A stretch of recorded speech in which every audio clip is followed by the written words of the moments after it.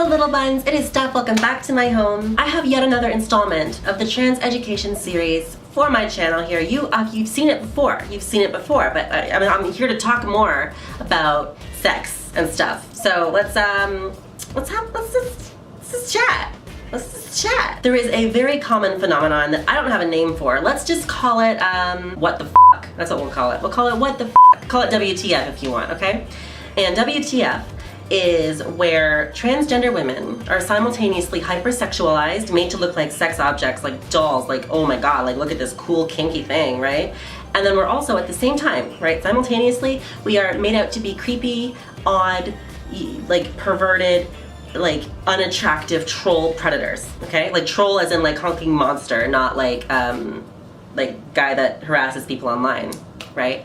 And I think this is, well, no, it's not unique to us, but it's definitely very, very strongly enforced on us. The only time when we're actually seen as desirable is in kinky porn, where we are specifically labeled as like a certain category, right? Now I hate this word with all of the fires of hell, okay? On many porn sites, you will see a category called she-male, or even sometimes if the site's like not medieval, they'll call us transsexual, which I still don't really like, but never is it a section called transgender or trans women, nothing like that. No, it's always she-male or transsexual, which are titles that most of us do not like. First of all, she-male implies there's something male about us, which is entirely false. And second, transsexual is an outdated term used by medical journals and medical people and medical.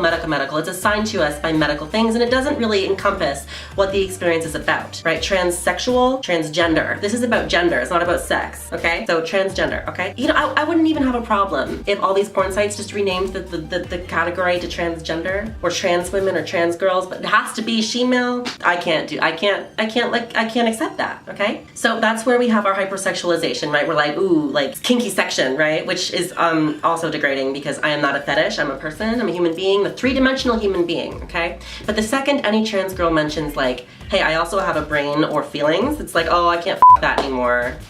Oh, oh, it's not just a dildo with legs. Wait, I guess it could be a dildo with legs.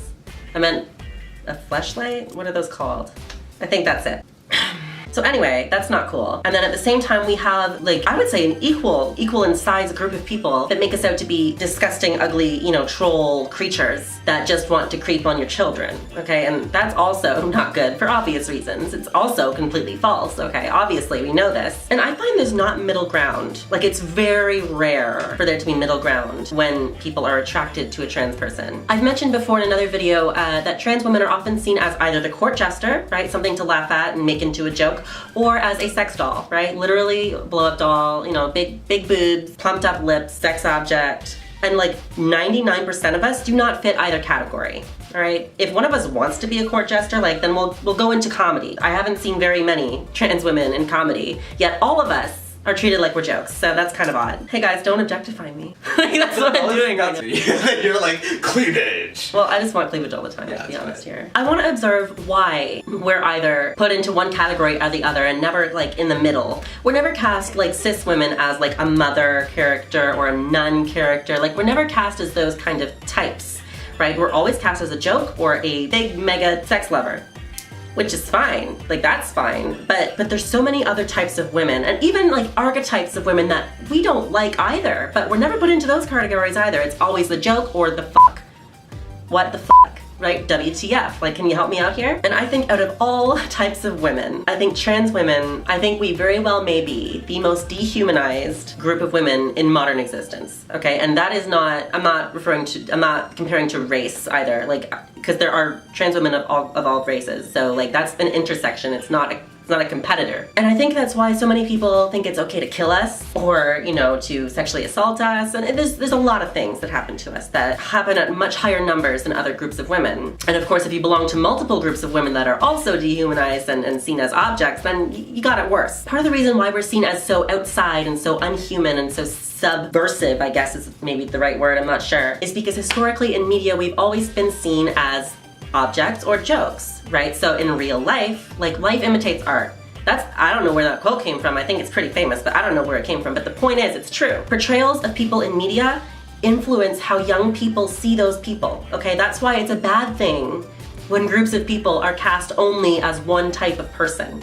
All right, that goes for anybody, really. Representation of so many marginalized groups is not doing well. It's not enough, right? Because if a 10-year-old goes and watches like a movie right now, they're only going to see trans women cast either as tragic deaths, sex workers, or creepy men, which trans women aren't men, so you gotta fix that. Come on, Hollywood. Like, we can be creepy women, maybe. That's a different kind of role. Like, what do you want? I think one way to stop this from happening in the future and to, maybe educate younger minds about how trans women aren't just either jokes or sex slaves, we could improve media representation, right? We could have trans women or trans people in general of all kinds present in media in different kinds of roles. That goes also for many other groups, but I find trans women, I am one, so I'm concerned, okay? That's kind of the point. I've spoken to a lot of girls my age, and the general consensus that comes back is that we are seen as good enough to sleep with, but not good enough to go out with, or to go to dinner, or wherever, to go places. We're kind of like a secret.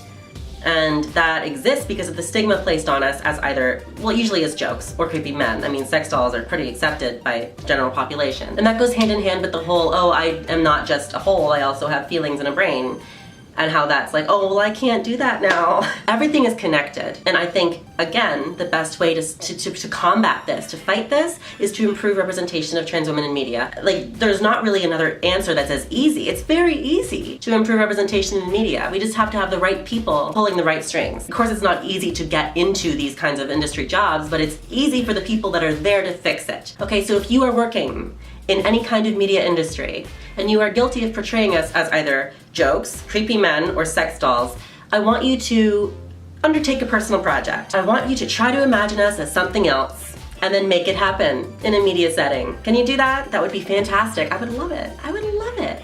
It would be great. You know what? If you need help, email me. It's down in the description. We are available to consult with you, to help you, to guide you in the right direction when it comes to characters that are us. But usually we're ignored and we're like just cast as, a joke or a sex doll or a creepy man anyway. And we're never actually cast to play these roles too. It's always, you always hire men to play us. Why the fuck is that? There are many trans actors that want work, that are starving, that are homeless. Hire us. We're here. We want the work. You're making the roles, you're just not giving them to us. Just like when you cast Scarlett Johansson in that movie where the Japanese girl is supposed to be the protagonist. But what the f***? What the f***? See, WTF. Same kind of issue where Asian women are portrayed as submissive, etc., etc., etc.